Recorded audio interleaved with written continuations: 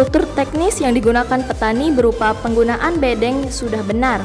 Hanya saja, bedeng yang digunakan terlalu pendek dan karena sekarang musim hujan, tanaman rentan terinfeksi penyakit, sehingga perlu perbaikan bedengan oleh petani. Penggunaan varietas Lokanantha yang tahan penyakit Aedes fusarium dirasa sudah baik.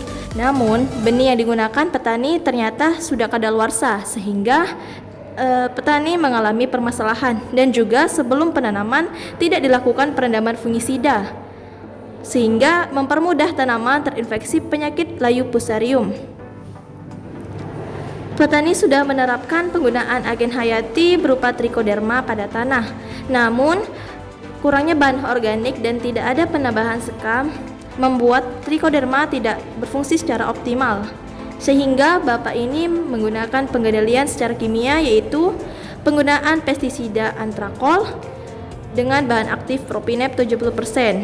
Selanjutnya, pengendalian secara fisik dinilai kurang baik karena penyakit moler disebabkan oleh jamur.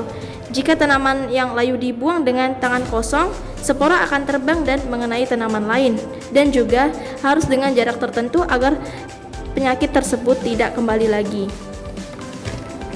Dari hasil analisis kami didapatkan bahwa Bapak ini dari segi dosis penggunaan pestisidanya kurang tepat, dan juga ketika membuang tanaman yang terkena infeksi itu kurang jauh, sehingga dikatakan belum optimal. Rekomendasi dari kami menyarankan sebaiknya dilakukan perbaikan bedeng dan mulsa. Selanjutnya juga dilakukan penggunaan arang sekam dan penggunaan benih yang masih baik, atau dalam kata lain tidak kadaluarsa. Selanjutnya perlu dilakukan perendaman fungisida sebelum penyemaian benih, dan juga harus diperbaiki dari segi drainase dan sanitasi.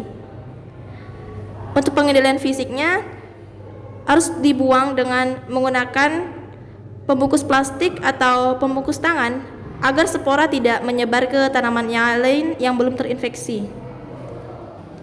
Dan tanaman yang sudah terinfeksi tadi dibuang ke tempat yang jauh.